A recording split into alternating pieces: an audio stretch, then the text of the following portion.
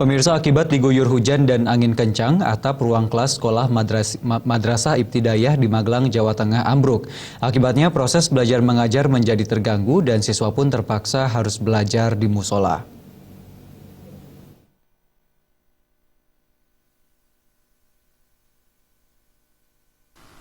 Beginilah kondisi ruang kelas 5 Madrasah Ibtidaiyah Wanurjo, Desa Wanurjo, Kecamatan Borobudur, Magelang. Tampak porak-poranda dan roboh di bagian atapnya setelah hujan dengan intensitas tinggi disertai angin kencang terjadi di daerah tersebut. Akibat robohnya ruang kelas tersebut, proses belajar mengajar pun terganggu dan para siswa kelas 5 terpaksa belajar di ruang terbuka di sebuah musola dengan peralatan belajar mengajar seadanya.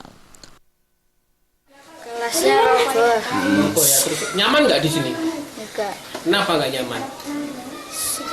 Kalau hujan sampai sini. Oh, kena hujan gitu ya. Kalau panas, yang itu panas nggak? Panas. Menurut Kepala Madrasah Ibtidaiyah Wanurjo, Ngesti Sulistianingsi, ambruknya ruang kelas tersebut selain sudah tuanya bangunan, juga dikarenakan terkena hujan deras disertai angin kencang yang melanda wilayah tersebut. Itu karena apa, Bu? Itu dari usia.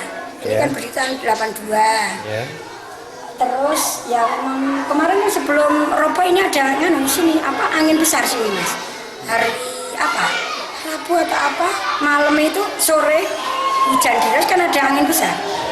Terus siangnya lagi roboh. Meski hanya satu bangunan saja yang ambruk, namun kondisi tersebut juga meresahkan siswa lainnya. Dikhawatirkan robohnya atap dapat menyeret bangunan lainnya, sehingga proses belajar mengajar tidak bisa berlangsung dengan tenang dan nyaman, seperti halnya hak para pelajar.